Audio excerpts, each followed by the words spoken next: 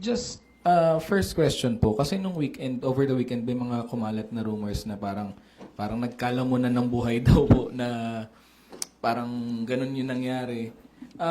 Can you clarify po that, Chair? That is not true.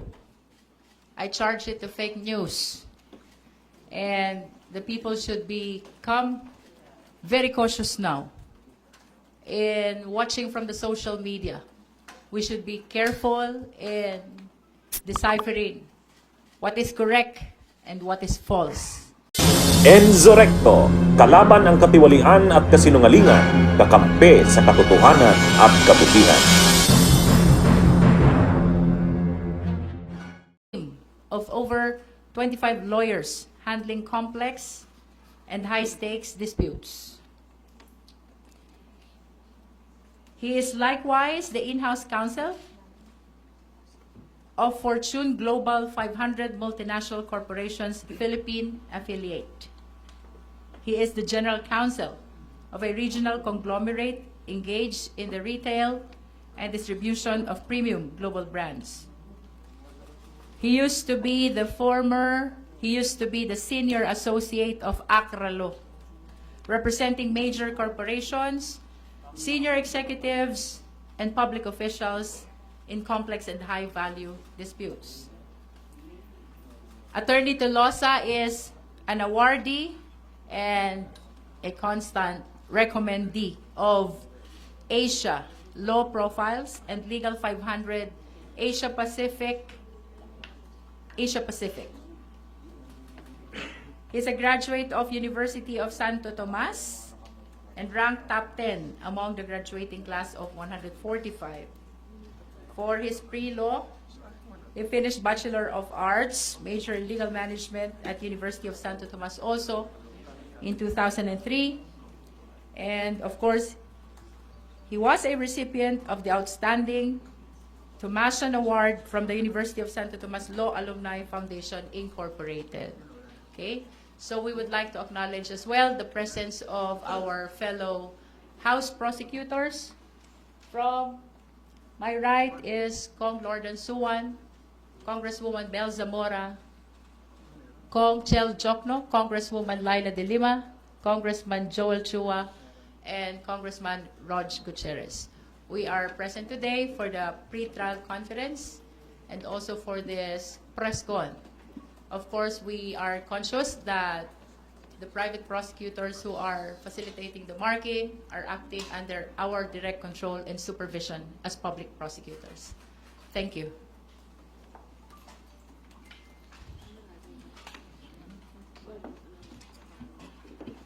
May we request for a short message first from our legal spokesperson, Attorney Jay Tolosa.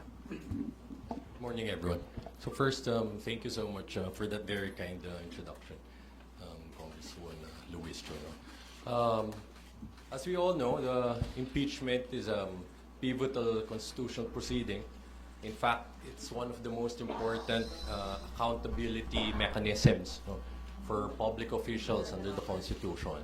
So as a trial lawyer, I found it to be a meaningful opportunity to place my experience in the service of that process. So for now, as mentioned by Kong Jinky, I will focus on acting as a spokesperson. But of course, the main spokespersons will still be Congressman Adyong and Co. And main purpose, I guess, for me is since I will be actively participating in the trial as well, and I'll be inside the courtroom, if there are quick updates that I need to communicate to the public, and answer questions that you may have, I'll be available and provide that information to you. So I would like to clarify my earlier statement. Attorney Jay Tolosa is not only a legal spokesperson. Soon he will be entering his appearance as well as one of the private prosecutors. So indeed, he will be participating actively in the trial. Thank you.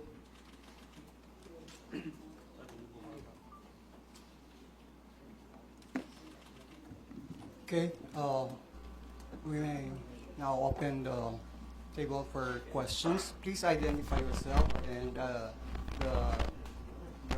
panelists, you may want to address your inquiries. Ma'am? Gabriel Lalo po from Inquirer. Just first question po, kasi nung weekend, over the weekend, may mga kumalat na rumors na parang nagkalamunan ng buhay daw po na parang ganun yung nangyari. Can you clarify po that, Chair? That is not true. I charge it to fake news. And the people should become very cautious now in watching from the social media. We should be careful in deciphering what is correct and what is false. Of course, I am conscious that I am representing the interests of the sovereign Filipino people. Hindi po ako papayag na lamunin ng buhay ang laban ng sambayan ng Pilipino. Can I also say something about that? If I may add also, I think as these proceedings progress, we can expect more of that, more of disinformation, more of fake news, more of factual distortion, spins of the real stories of the things that happened as the proceedings progress, lalo na pagdating natin sa trial proper. So we just have to be very circumspect and careful about perceiving things and in our reporting. So this is more sa SOCMED, and we should be very careful about these things. Because this is a highly charged event, of course, of the country. So certain players might be doing things that will again try to undermine, especially the cause of the prosecution. Thank you. Ma'am, second question po. Kanina po kasi bago mag-start yung pre-trial conference, andun po yung mga lawyers from both the defense and the prosecution. Tapos parang nakita sila na parang nagmi-mingle naman, nag-uusap-usap. I know na normal ito, pero just to clarify po sa public, baka po kasi may mag-isip ng kung ano na parang bakit magkakasundo pala sila after all. Can you clarify po? Well, all of us are lawyers. At least we must be cordial with each other because we belong to the same legal profession. Nevertheless, of course, we are committed to our respective causes. The prosecution is here to prove its case in this impeachment trial, while the defense is there in order to prove the innocence of the respondent. That is what we meant by adversarial proceeding. But it does not negate the supposed cordial relationship among the members of the bar.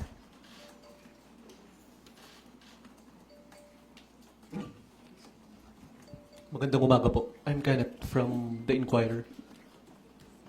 This question is addressed to Congresswoman Jinky Luistro. Ma'am, how would you describe the atmosphere of the pre-trial proceedings and what stipulation of facts, evidence, and witnesses have been established and admitted so far? Please understand that we cannot dwell on the merits of this impeachment trial, and that includes the details on the stipulation of facts, the list of witnesses, and even the marking of documents.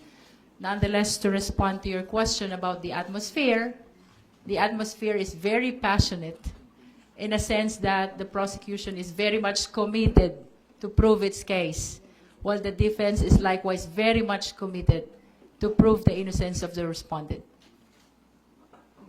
And a follow-up po.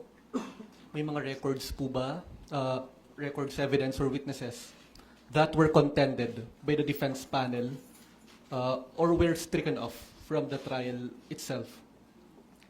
As to striking off records, no, that is not supposed to happen during PTC. Because by striking off, you are addressing the admissibility of the documentary exhibits. And that is not allowed. That is not a proper subject of pre-trial conference. Questions about admissibility of documentary evidence must happen during the trial. Okay, and you mentioned na gusto ng prosecution team to expedite the pre-trial conference itself, but may mga challenges and limitations. Could you elaborate anong challenges, limitations itong kinakaharap? For example, today, we would like to have 3 teams for confidential fund.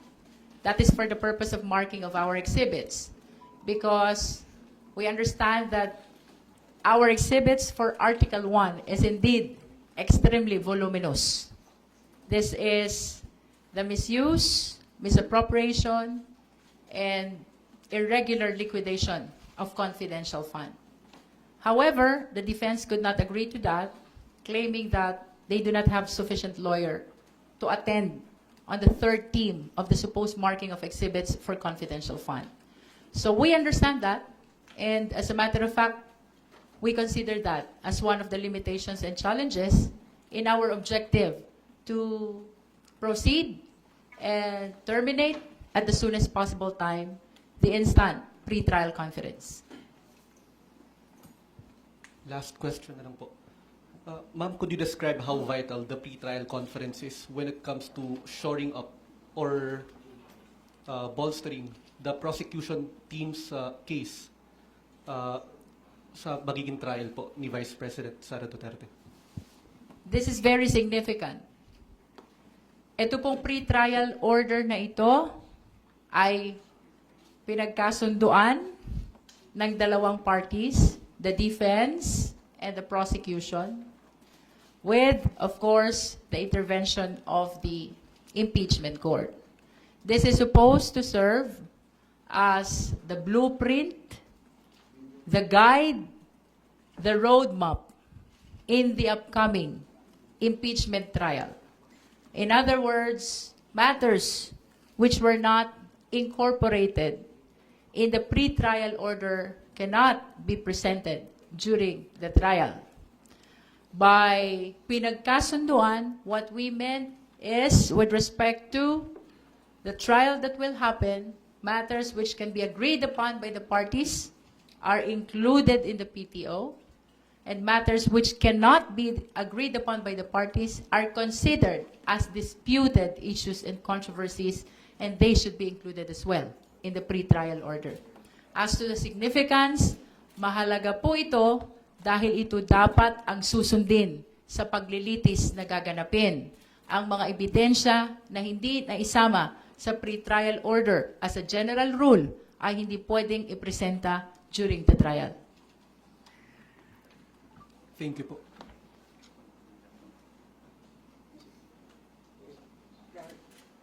Good morning po, Kongs. Kay Kong Jervil po. Kong Jervil, in your previous interview, sinabi niyo po na po pwedeng tumagal yung impeachment trial ng 3 months. Nananatili po ba itong timeline na to, or there is a possibility to mas mapahaba pa po yung paglilitis? If I will consider the number of witnesses and exhibits of both parties, mukhang hindi kakayanin ng hanggang September lang. But nevertheless, the number of trial dates for the prosecution and the defense is subject to the discretion of the impeachment court. So it will be the impeachment court who will have the final say kung ilan ang trial dates na ipagkakaloob sa prosecution, in the same way kung ilan ang trial dates na ipagkakaloob sa depensa. Pero nag-reflect na po ito dun po sa ibinigay niyo pong trial date sa impeachment court, yung more than 3 months. We submitted our list of witnesses and documents, including the possible number of trial dates. But of course, it is subject to it is submitted for the resolution of the impeachment court as to how many trial dates will be provided to us. You can raise questions to our legal spokesperson. Last question from my end po. Okay. Sir, from this point forward, and for Prosecutor Jinky Luistro po, do we see any room of delaying the process pa po? Any attempt to drag the process para lang po hindi pamuna dumiretso sa trial? Even if there will be attempts, the prosecution will remain firm in making sure that the trial will start on July 6, 2026, as previously scheduled by the Senate. Good morning po, Jonathan Andal, GMA News. Balikan ko lang po yung nag-circulate na report over the weekend. The report also claimed that the House prosecution team appeared unprepared for the defense team arguments, claiming that si Attorney Lorna Kapunan pa raw ang nag-take ng lead because allegedly the House prosecutors were struggling to keep up. Can you clarify po that part? We are not struggling. We are very much prepared. But as I have said, it has been our position to have this pre-trial conference in an expeditious manner.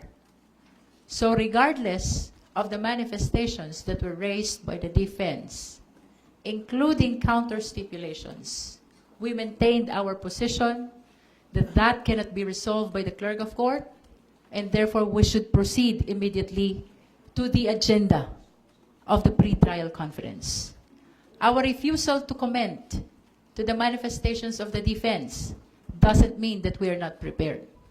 We simply maintained our position that those issues are not proper for PTC, and therefore we must confine to the agenda of the pre-trial conference. Okay, we can entertain one more question if you have. Okay, Raymond. Good morning, everyone. I'm Raymond Dalpas from DCR. It's on the part of the Senate.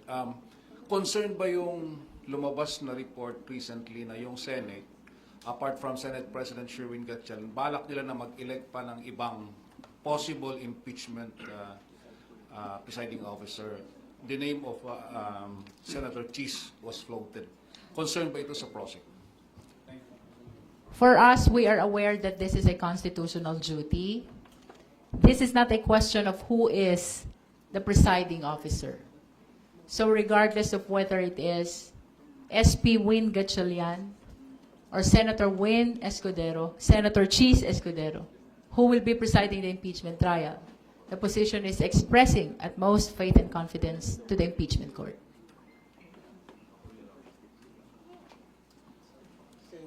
One last question. Judea Bernardo po from DTV News. We can remember po na sinabi po ni Kong Luistro that ideally 11 din po ang maging public prosecutors. Ngayon po pinakilala po natin si Attorney Tolosa. Does this mean the private prosecutors are complete? It will be more than 11. We're still finalizing the second batch of private prosecutors who will be entering their appearance as well to the impeachment court, but definitely it will be more than 11. Well, maybe you can consider Attorney Jay as the 11, but definitely there will be more. And we hope to introduce them within the week as well. Thank you po. Okay, one last question. Thank you po. Important lang po because na-mention na rin po earlier days, ma'am and attorney, na the defense camp, pinatatanggal po nila lahat ng mga ebidensya and attachments, annexes na wala po sa original impeachment complaint. Ano pong nangyari doon sa pre-trial? And since meron pong comment na isa-submit today, nanindigan po ba ang BP Defense Camp na dapat hindi isama yung mga wala sa original impeachment complaint, and would the prosecutor yield to that po? We maintain the position that even evidence which were not attached to the impeachment complaint can validly be presented before the impeachment court. As a matter of fact, that is the reason why the Justice Committee of the House of Representatives was granted the compulsory process of issuing subpoena duces tecum and subpoena ad testificandum. It will be highly inconceivable if the evidence gathered in the exercise of this compulsory process will not be considered by the Justice Committee and even by the House of Representatives. Same is true with respect to the impeachment trial. It is clear in the Senate rules that the impeachment court has compulsory power to compel the production of documents and to compel the attendance of witnesses. And therefore, all evidence gathered in the exercise of this compulsory process is therefore within and aligned to the rules on impeachment as well as with the Constitution. Bunyog, bunyog, halikan na kasama ka. Bunyog, kapag buklod ay may pag-asa. Luzon, Visayas, Mindanao, isa ang pananaw. sa bagong Pilipinas ang bunyog isisigaw. Bunyog